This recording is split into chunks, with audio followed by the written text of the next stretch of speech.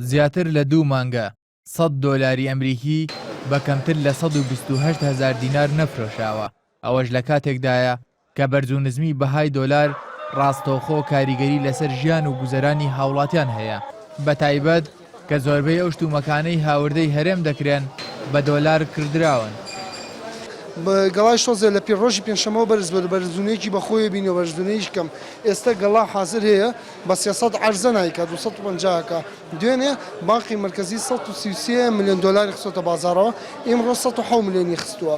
ئەو ڕۆژانەی کە کەم ئەخاتە بازارە گەڵا بەرزەبێتە، ئەو ڕۆژانەی زیاد ئەخاتە بازارە گەڵادا ئەوەزێت. هۆکاری بەرزبوونەوەی بەهای دۆلار لە بازاردا دەگەڕێتەوە بۆ ئەوەی بانکی ناوەندی ڕێژەیەکی کەم دۆلار دەخاتە بازارەوە. ئەوەش لە کاتێکدایە کە بە بەراورد بە 8 مانگی یەکەمی ساڵی ڕابردوو بانکی ناوەندی عێراق 6 ملیار دۆلار کەمتری خستوۆتە بازارەوە. بڕیاردەری لیژنەی دارایی پەرلەمانی عێراقیش دەڵێت قۆرەخکردنی بازار لەلایەن کۆمپانیا ناوخۆییەکانی ئاڵوگۆڕکردنی دراوی بیانیەوە یەکێکی دیکەیە لە هۆکارەکانی بەرزبوونەوەی بەهای دۆلار.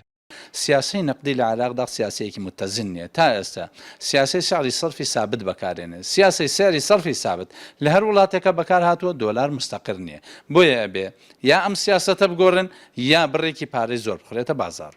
ئەو بانکانە بەشێکیان لە هەرێمی کوردستان و بەشێکیان لە بەغدان کە تەنها ئەوانە توانن مامەڵە بە دۆلارە بکەن و تەنها ئەوانە توانیوانە حواڵە بکەن و ئەو کاڵاو کەلوپەلای کە ویستویانە بیهێنە عێراق و تەنها ئەوانە یاخود بە ناوی کاڵاو کەلوپەلەوە دۆلاریان وەرگرتو ئەسڵەن مادەکان نەگیراوەوە یا ئەسڵەن دۆلارەکە نەهاتووە ناو عێراق. لە ئێستادا بانکی ناوەندی بۆ دابەزاندنی بەهای دۆلار بەنیازە لە ڕێی هەردوو بانکی ڕەشید و ڕافیدەینەوە ڕاستەوخۆ دۆلار بە هاوڵاتیان بفرۆشێت. ئەوەش لە کاتێکدایە کە لە ڕابردوودا بانکی ناوەندی 100 دۆلاری بە 117,000 دینار فرۆشتووە بە کۆمپانیاکانی ئاڵوگۆڕکردنی دۆلار، بەڵام ئەوان بە نرخێکی زۆر لەوە زیاتر بە هاوڵاتیانی دەفرۆشن. ئەگەر سیعرەکەی بێتە خوارەوە سیعری دۆلارەوە قازانجی هەیە بۆچی نرخ دابەزێنێ، بەڵام سیعرەکەی بەرز بێت دۆلار نرخ لە بازاڕەکانە بەرزە بێتەوە بۆ چکە زۆربەی هەر زۆری شتانی کە ئێمە هاوردەیەکەین لە دەرەوە هاوردەیەکەین بە دۆلار. بەوتەی بەرپرسانی دارایی عێراق لە ساڵی 2005ەوە تاکو 2014 بڕێکی زۆر دۆلار کە بە 312 میلیارد دۆلار مەزندە دەکرێت براوەتە دەرەوەی عێراق و یادەگی بانکی ناوەندی عێراق لە 84 ملیارەوە بۆ 50 ملیار کەمی کردووە.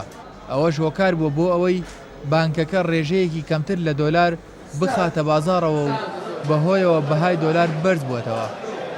کاردان تارەقی نافتی سلێمانی.